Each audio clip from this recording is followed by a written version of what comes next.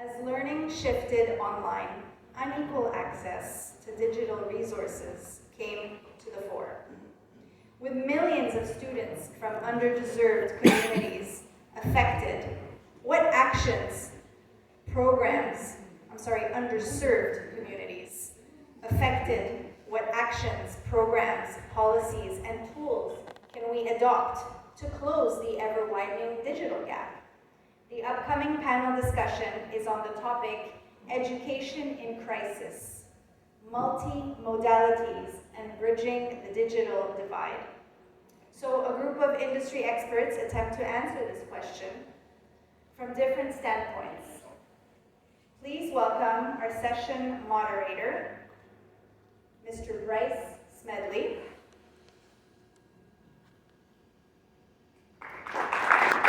Deputy Officer Director, Education at Democratic Republic of Congo, United States Agency for International Development, USAID. Welcome, sir. Honored to have you with us. And our panelists, Mr. Bello Tango, Mr. Vitiswaran, and Jin Tan. Welcome, panelists.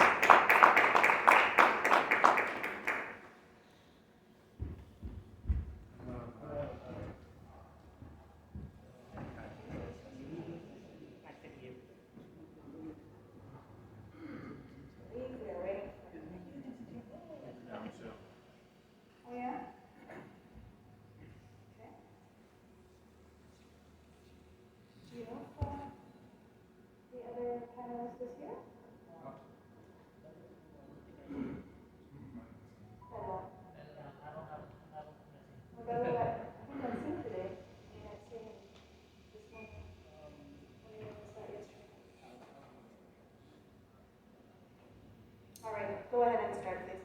Yeah. All right. Well, hello. Is this on? Hello. Mine's on.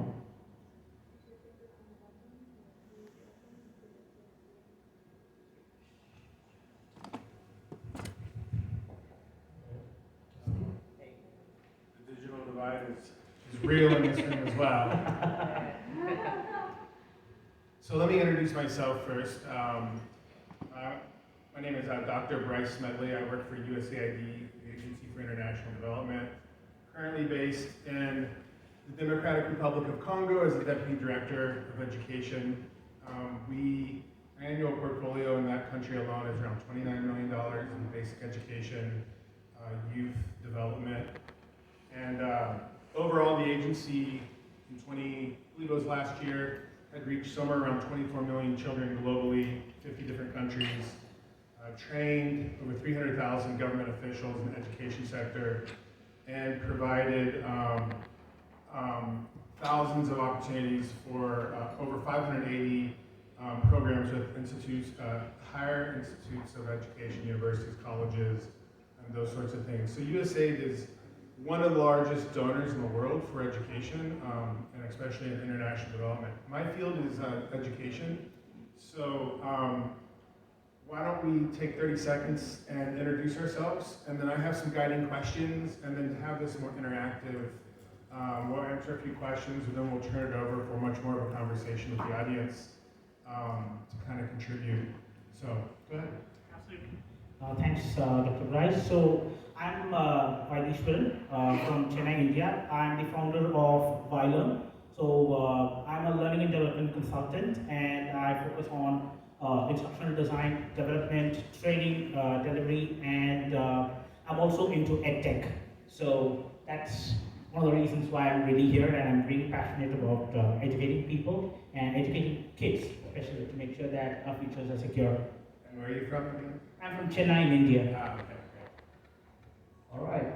Thank you, and good afternoon, everyone. My name is Jin. I came from Malaysia, Kuala Lumpur. So I'm a bit different. I don't come from the education or learning industry. I came from a tech background. So I'm in tech for more than 15 years and done a lot of things. But during this pandemic, I saw that is an opportunity to improve, education and learning ecosystem with the involvement of tech. So that's where I came in without any knowledge. But I'm working with the right people, to develop solution, all kind of so on. And currently, I'm the founder and CEO of Rescue Attack. And now we are serving 500,000 students from 60 countries, providing effective online learning. So that's where I come from. Yeah. Great. It's nice to have you both here with me. Just to start off with, when we think about the digital divide, the so-called digital divide refers to the gap between those who have access to technology and those who do not. Nearly half of the world's population do not have access to that technology, as found by the United Nations in 2021.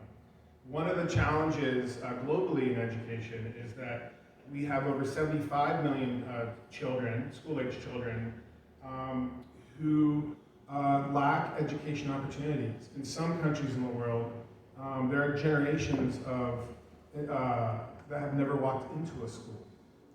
Some countries, there's an absence of even the most basic forms of education material, like a book. So the idea of a tablet or a phone may even be a dream for many. So there is a digital divide that exists in this world.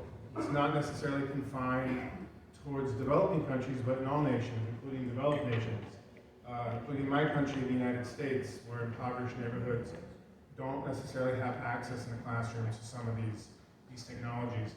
So just to start us off, for both of you, one guiding question is, in your opinion, and maybe from the perspective of your countries, what is the risk to our countries, our society, our global community, if we do not address the digital divide? And what is the impact that that will have on our communities, our regions, and the places that we work and live?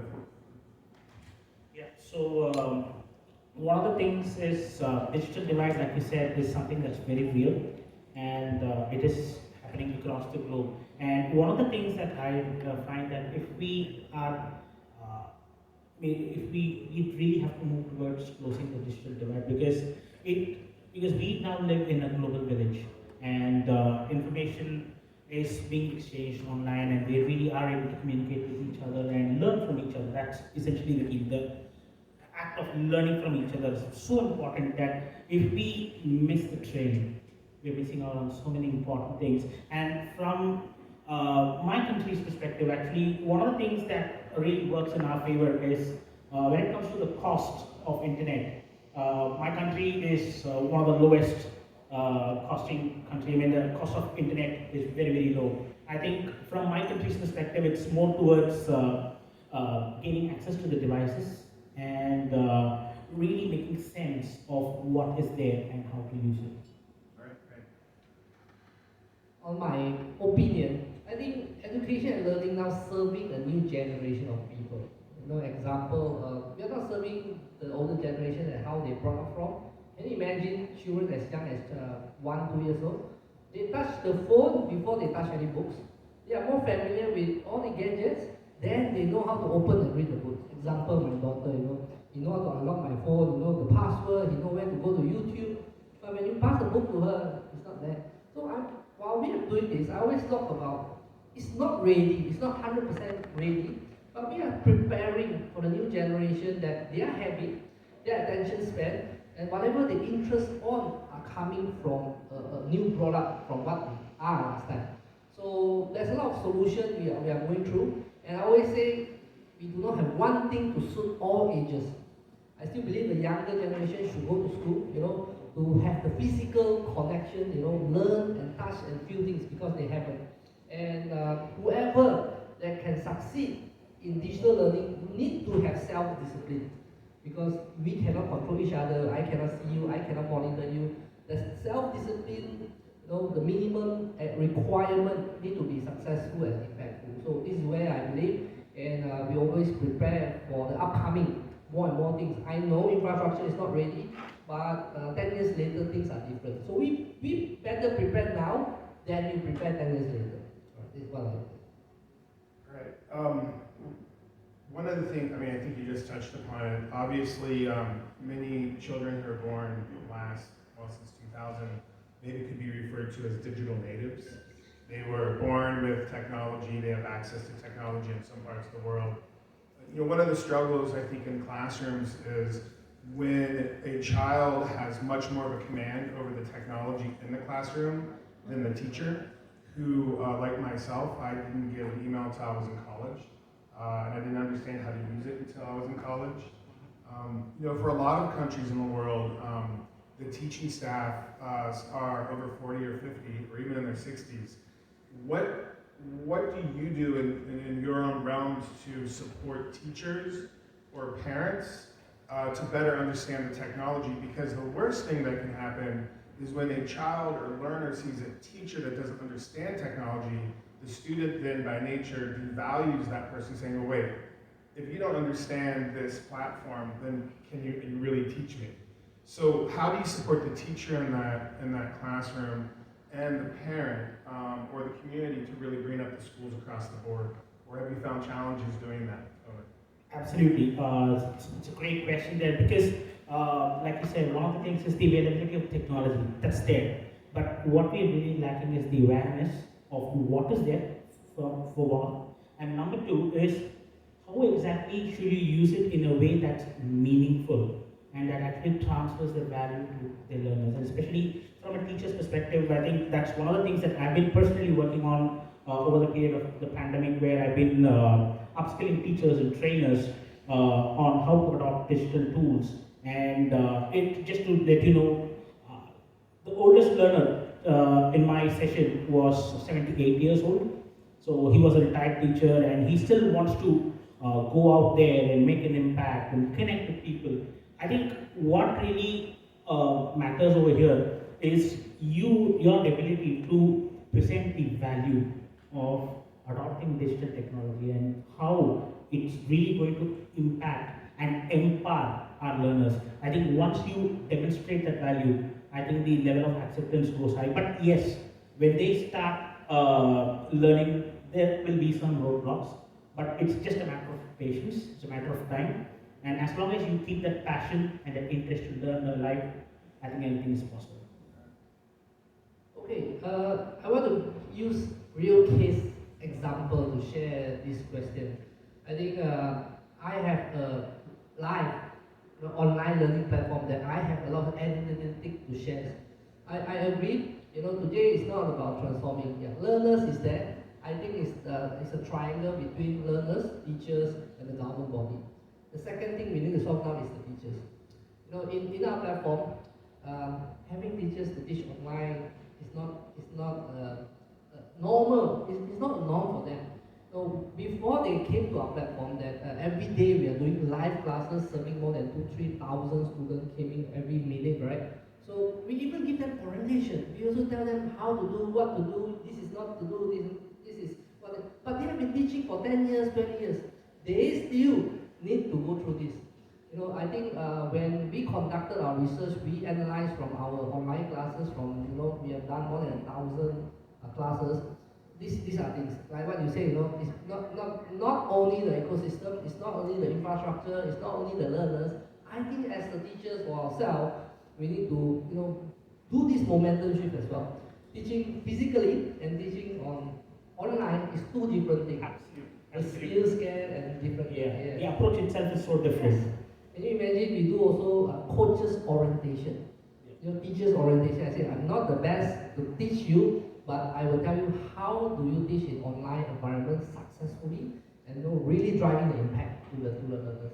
I think to add to whatever you said, I think now that we are in a new normal today, I think we no longer are really the system where I teach, you learn. Yes.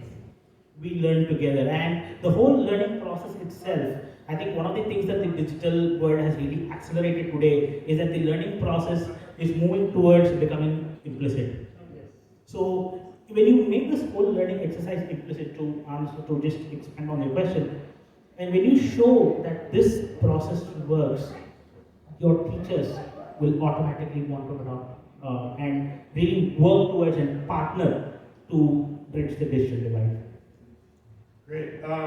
Another question I wanted to ask both of you coming from the industry is for communities and schools that are resource poor meaning they don't have access to funding new technology or those sorts of things. What investment is needed by the tech industry to really be equitable outside of the places you're currently working? For instance, if we're looking at kind of a global community, even with our own countries, schools that just don't have access to it, that impact of them not being able to plug in and to learn. Where does industry sit, in terms of investing in those communities and providing more opportunities for those communities? Do you have opinions you'd like to share? Yeah, absolutely. So when you look at from an industry perspective, one of the misconceptions is that when you see that there is a community that doesn't have access to tools or that doesn't have access to internet, you give them internet, you give them tools, you think the problem is solved. That isn't really the case. Because there are certain parts of the world where internet just can't reach, or at least we're not yet there. So how do you empower such communities? I think the key is to really strike a balance between what the level of technology that can be incorporated and how you mix the human component to it and make our learners really move towards becoming content creators themselves and learn from each other's experience. And I think today morning we had a couple of great talks where we were talking about how we can actually, that's actually one of the messages I got, is we can create a community of learning, how we learn from each other. And industry can bring in those expertise or those additional valuable information at strategic intervals to make sure that the learning journey continues. On my thought, I think doing this online for all the education and learning, the minimum requirement for investment will be the gadgets. As simple as a simple phone or a simple laptop. I know there's still no internet in some places, but I think I believe will be improved, because I believe satellite internet will solve a lot of things. Yes, I think we are progressing. How does people, those parties, those school users have to start the step one? A lot of people are still thinking whether yes or no. Please start the step one. As long as your whole school got 500 people, as long as you have one laptop, one phone, they can experience, they can see, or you just do something. You still teach physically, but try to show them, try to connect them to a place that they see, oh, this is internet, this is connecting to the whole world, right? Yeah. Actually, when I was doing my research on reaching out to certain communities, where I partnered with a few NGOs to work with tribal villages, I actually stumbled upon something called Project Rachel. I'm sure you would have heard about it. So it's something where a router like device is given, it's preloaded with versions of websites and some basic content, but it also has the ability for the local teachers to look at that, get inspired, create content, and also make your learners create content and add to that library. And then they have discussions around it. And I think that's a very powerful way in which you can use technology as a stepping stone into making your learning process that much more powerful. Okay, one more follow-up question, and then I'll turn it over to everyone to ask questions. When we think of the digital divide, we can also look at what that looks like in a classroom in itself that may have technology. And when we look at students with varying abilities or students who may have disabilities, what kind of assistive educative technology do you have that really allows every learner in the classroom environment to learn? Whether they're hearing impaired, sight impaired, have mobility issues, what are the different technologies you see out there that really allows each member in a classroom community to access the technology and to engage? Do any of you have experience with that sorts of technology?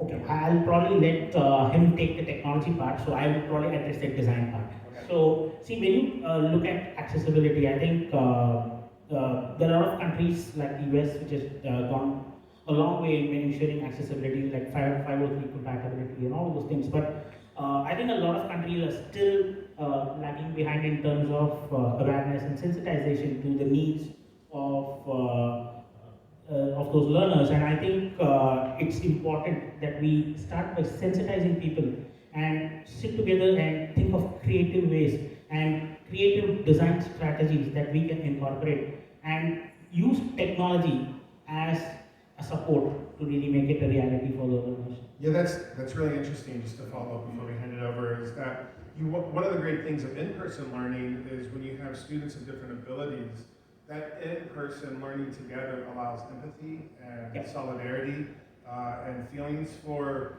other students who may be different based on whatever it might be. And when you move into kind of a technology-based learning, how does that also support those critical connections between learners to build kind of solidarity and friendship amongst them? I mean, it's a challenge, I'm sure. Yeah, absolutely. Because one of the things that is growing today is the concept of social learning. So there are a lot of platforms that are available today where people can post and interact with their learners, with their peers, with their cohorts within their own class. And there are a lot of platforms that also offer this safe space where people can post anonymously and get their questions or any concerns that they have really addressed by the teacher. And I think, when you go, it's really not a direct substitute to human-to-human interaction like what we're having right now. I missed this for the past 2 years. So, if you really think about it, technology is really making strides, and there is a lot of AI incorporation is also happening in that area where we are having bots that are really making big strides in making communications as human, as close to being human as possible. And I think we are going in the right direction as far as that is concerned. So I think that is, if it is going to be digital, I think this is the right direction that we're going. And I'll hand it over to him for answering the nitty-gritties of the technology part. Yeah, I think I want to anchor on this. I think there's only one word. Technology will definitely help disability learning with a lot of advanced tools, a lot of new creation that can be done. There's only one way street. Improving and getting better. Example, I want to talk on a few, like currently our platform are serving the deaf community because they cannot listen, but they can watch sign language. So how do we connect deaf trainers or teachers to around the deaf community? Currently we are also working with blind association. Blind cannot see but they can hear. There's a kind of software that can transcript the voice into something they can learn from touching. I think if you have disability or leg hands, there's some tools helping you to move around, let you experience how you have hands and legs to do the things that first time. I think AR, VR also will come in to enhance things that you cannot do, but in your imagination. Human behavior is like that. If I never touch, or I never experience, I never see before, I do not know. If I have the chance to have touch, see, or imagine in front of me, I think there's some kind of learning. So whatever we see now towards that, people are talking about metaverse, this kind of thing. Some of you are very objective, but But let's think about the good thing that it will bring, to enhance everyone. Because I always say the new generation born up from this, they are the one that's so easy to adapt into this. Not us, but they. I think it's a good sign. So it's a lot of hard work. It's between different parties to bring this forward. Yeah. I think until we reach that space, I think right now the way I see things is blended learning is really the key to keep things moving at the moment, because we are all coming out of a pandemic, and it's difficult for all of us, because you were talking about the triangle of the teacher, the student, and the government. Yes. I would like to add one more side to it and make it a square, is the parents. Okay, right. Because when you consider parents, they play a very important role in this equation, because they have a major influence on the learners. I guess school takes only so much amount of time, especially in today's world when things are digital. You're out of the school the moment you switch off your Zoom or whatever, Google Classroom or whatever you're using, and after that it's your parents. And how they perceive digital education, how they look at what you're doing, and what is their prior experience to the digital arena, and how their perspectives must also evolve to really accept this. And I think until we reach that stage of maturity, and I think we're still not there, is we need to have this blended learning, because not only for that, I think the human connect has tremendous value. So I teach a lot of edtech, but I still believe in the power of the human touch. So I think blended learning is really the way forward in terms of keeping our learners engaged and take us along the journey to close the digital divide. Great, thanks. In the region I work in Congo, we often are dealing with schools that are closed due to ongoing conflicts. COVID, of course, was a big shock where schools were closed over the year. And some of the technologies that you find in those schools would be interactive audio instruction. So, solar paneled radios where you create content on USB flash drives. You put it in, you provide that to each classroom teacher. And there you have a flash drive that provides literacy lessons, reading lessons, or it could be a flash drive lessons for the teacher. You know, how to deal with stress, how to do classroom management, group work. And so a lot of places in the world where education is at risk of being closed down, whether conflict, disease, we must look at different ways to bring technology to students.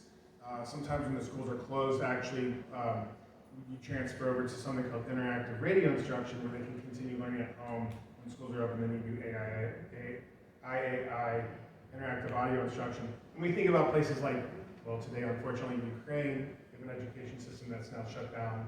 And other parts of the world, students are sitting out of school. And so you think about how technology could play a role in keeping them learning as these conflicts or emergencies continue. And I think that's a part of this discussion that gets very little attention, but that's when people really do need that technology to continue their education. My thought is when we talk about education with technology, we have to put politics aside. But if you involve any politics, no matter what we do, it's not possible. The government can just block you, shut you, do anything. No matter what you have, it can be disconnected in just one button. So I think there's the power of the VPN. Yes. That's the VPN, right? Well, I mean, the act of education is political in nature. Yes, right.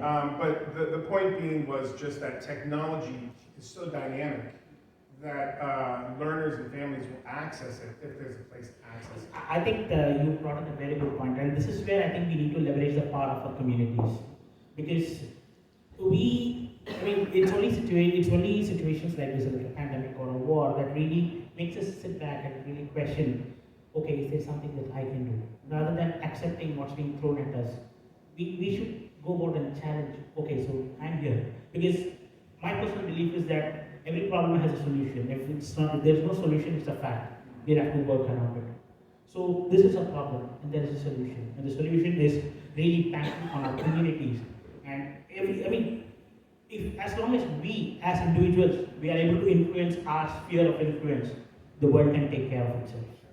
Well, and I know today there's a lot of MOOCs, massive open online courses. Absolutely. That allows learners to plug in and continue to build their skill development, and then there's also certificates. So I agree with the statement made earlier that technology is the future. It comes in different packages, and it serves different needs during the context. How about on that note, we open it up to the floor to see if there's any questions or statements or anything that can continue the conversation. Would anyone like to add to the conversation?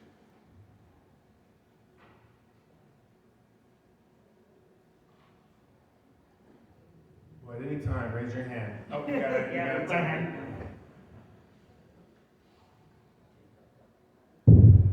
Testing. This is for all three, so feel free to take it away. But I've heard a lot about blended learning, and for those of us that are coming from other word usage, there's been so many other ways to frame how to learn and different learning platforms and different approaches to learning, practice-based, experimental, all that jazz. But for those where blended learning may be a new terminology, how would you suggest our approach to starting to have a blended learning environment? What would that look like for us to actively start practicing that for our students? Okay. So great question there. So I think when it comes to blended learning, really the first step is to really identify what exactly are the expectations that you set for your learners, what are exactly the objectives that you want, and what are the actions that you want your learners to perform to reach those objectives, and then you identify which modality is going to help you best address those points so that they are able to perform those actions that address those objectives. So when it comes to the choice of modality, be it online, so let's say that I have a program and I want to say 20% of this is going to be asynchronous, it's going to be online, it's going to be self-paced, and I'm going to have a percentage of this which is going to be synchronous, where I come online and I do a live kind of an event, and then there is, let's say if it's a science lesson and there's a lab component to it and people come in person and do a particular thing. So it really depends on what exactly are the actions that you want your learners to perform to achieve their objectives, and I think that's one of the key factors that's going to determine what is going to go into that blend. Yeah, it's a combination of both. Yeah. It's interesting though with technology, when we look at critical literacy, a lot of research says that if you want to reach children or learners to learn how to read and write, you must find and understand their literacy practices at home. Absolutely. And then bridge it to the classroom. And so we know that a younger generation that we termed earlier digital natives, then these platforms that they're spending their leisure time on, do we have the technology that bridges that as a literacy practice to the classroom? And if you don't have that bridge, then what's going to happen to the student? They're going to be disengaged. And so that's a great point you brought in, because there are a lot of technologies that we take for granted today that can be so beautifully repurposed for education. So, I mean, starting with something as simple as a WhatsApp to whatever software that, I mean, we use a lot of tools and technologies today for various other things, but if you can really sit, think and introspect about it and see how you can repurpose that for education. So the advantage you have is the technology part is already sold for you. yeah. So when you repurpose it and give it a new dimension, the acceptability will be much better. And WhatsApp's a great example in most parts of the world, especially with learners learning a language. They will create WhatsApp groups to practice their English or to practice their Chinese or to practice whatever language, and they'll use that as a learning tool amongst peers. In fact, for one of my clients, their learner base was actually located in the eastern part of India, where 3G network is a luxury over there. So for them, what we did was we converted that curriculum into a set of flashcards, and we created a chatbot which will function within WhatsApp, which is going to push that information to them, and also have these groups where people get to interact and socialize and sort of exchange notes. And this was for a sales team. So I think that really worked for us. I've also seen that technology in schools where either through WhatsApp or through SMS, the school can notify the parent of homework or assignments. Yep. And so, yeah. Absolutely. Yeah. I think as I said just now, I still go back to my statement that I say it's a triangle, you say it's a square. I think as you say, not only students, teachers itself, coaches need to relearn, recraft the way you teach, the way you deliver content in online. Based on this question, I thought of a new business opportunity, man. We talk about students, we talk about content. Why don't one talk about teachers? We should have a way, a more method. It's a business, to reskill, to retrain, and then upskill the teachers as well. I think this is one of very big lack of, because I noticed this. A lot of great teachers spend 15 years. When you bring them online, they are like stunned. Yep. It's so good, so good. Yes, and the younger generation is not ready to stand up as an experienced teacher. I think this is a new space. Let's work together. I think you can start a new business from there. Thank you. Great question. Thank you. Any other question?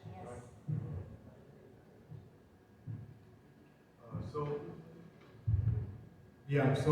I think I had this conversation with Jin on the first day, and there was a keynote where Dr. Leena was here, and she talked about the inspiration to relearn teaching online, and at that age she had that inspiration to upskill herself.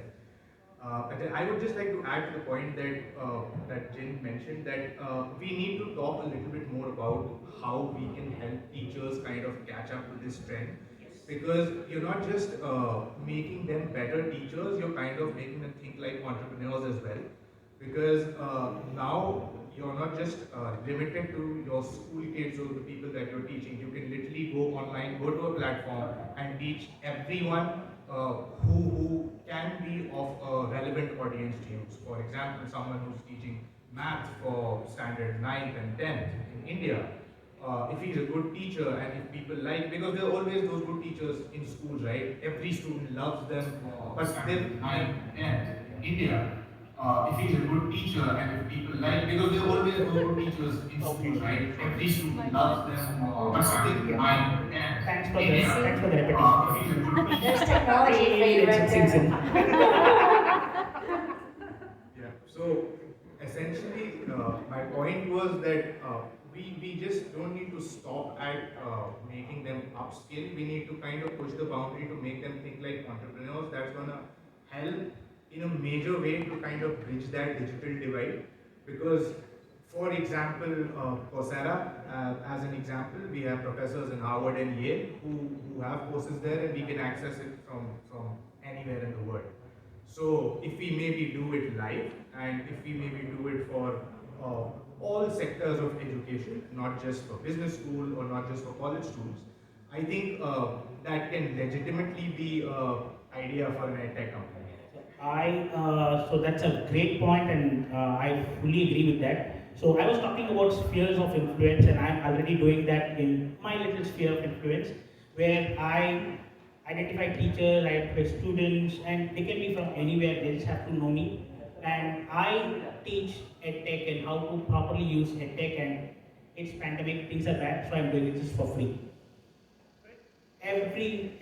Whenever I find time, at least 2 workshops or 3 workshops a month, I manage to get them on a Sunday morning where there is nights and relaxed.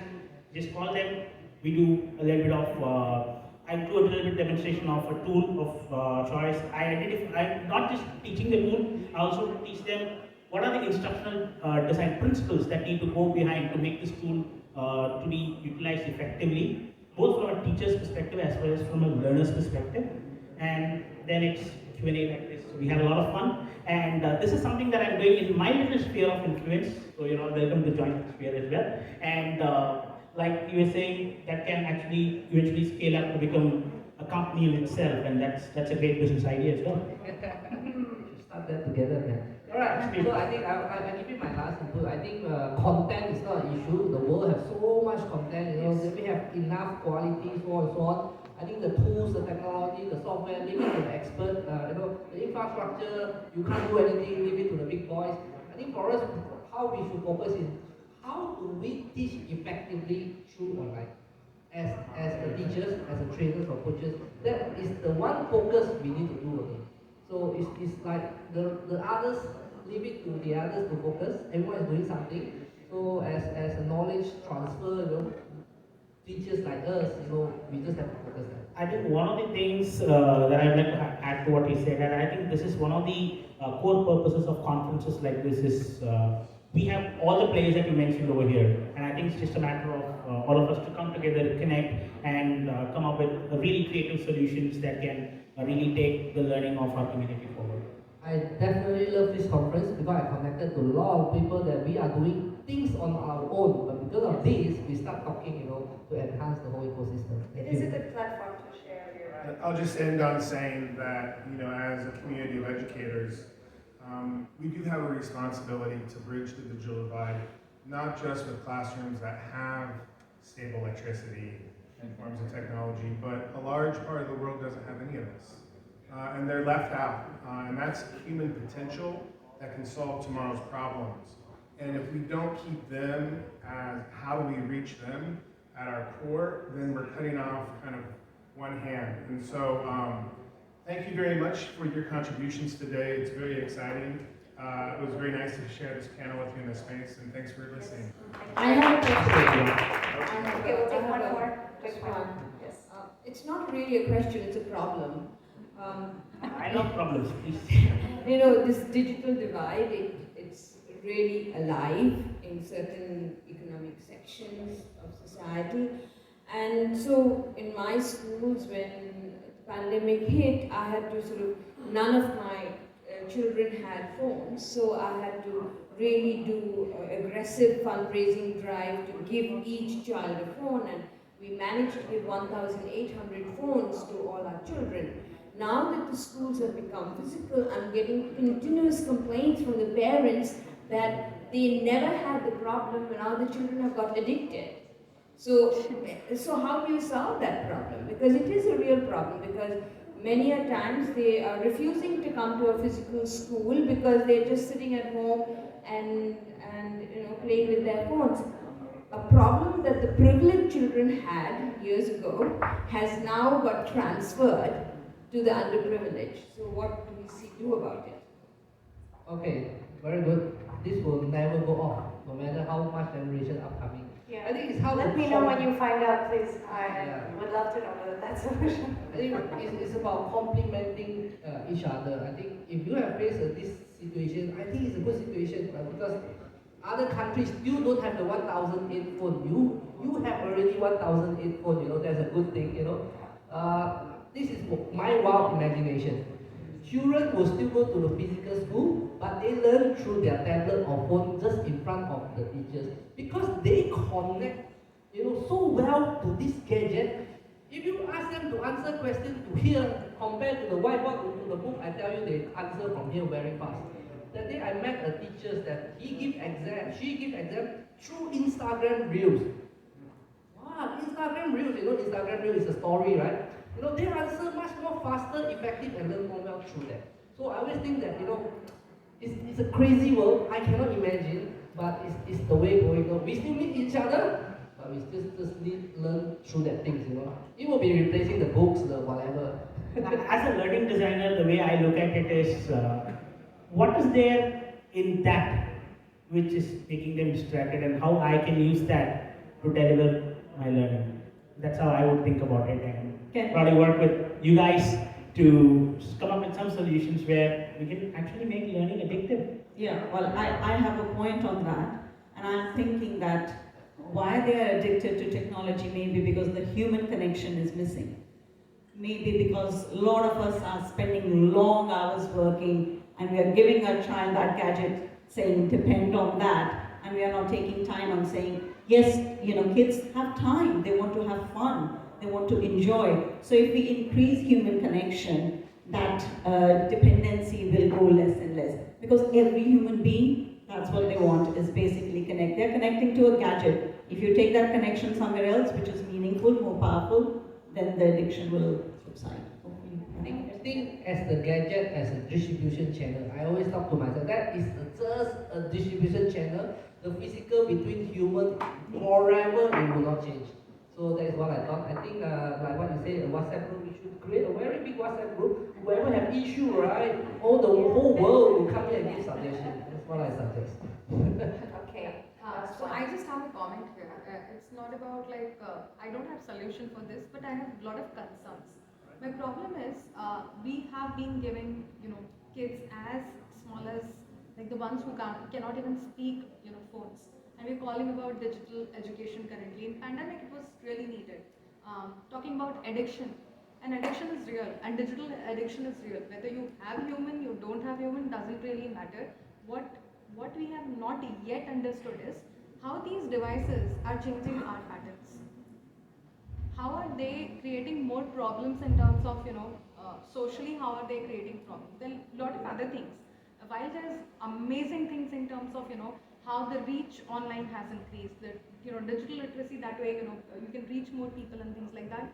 There's a lot of other problems like bullying, anonymity, a lot of other sort of issues.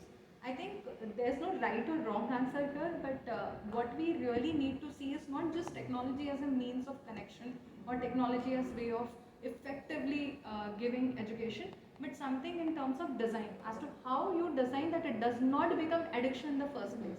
Anything addiction is bad. First, let's start from there. So let's not create any addiction for anybody.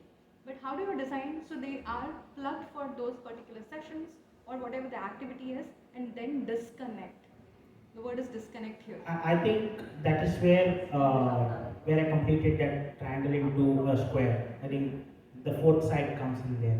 No, no, it's not parents also. I think it is much to do about design. You know, this. No, no, see, design is always there, and see, when we look at design, I think you'll be able to answer more about that. See, we design in such a way that our learners are engaged, because only when a learner is fully engaged with whatever we do, I'm talking from an education perspective, is they engage fully, they are fully concentrated, they are fully invested in it, and they get the maximum out of it. The same design is being used for other purposes as well, which turns into an edge. That's a very different sort of approach you are talking about. Let's talk about Facebook or WhatsApp or any of these apps. These apps were designed to spend most of your time. And that's why the behavior that is used is actually, like if you read a book called Hooked, you'll understand. So there are definitely tribe, right? Tribe pattern is used to create society. B, it is used as hunting pattern, where indefinite scrolls are there. And that's why you keep scrolling, right? Those are addictive patterns. Those are design patterns created for you to get hooked to those particular devices. So I'm just saying nothing is bad or good. What I'm trying to say is, by design we should make sure that it is not contributing for addiction. The metrics of creating these kind of applications like Facebook have faced a lot of problems because of the same design principles that is used, which is making it. I think I agree with you there. I think when we create, engagement is important, investment is important, but at the same time balance is also important. I agree with you. Yeah. Okay, thank you very much. Thank you very much, gentlemen.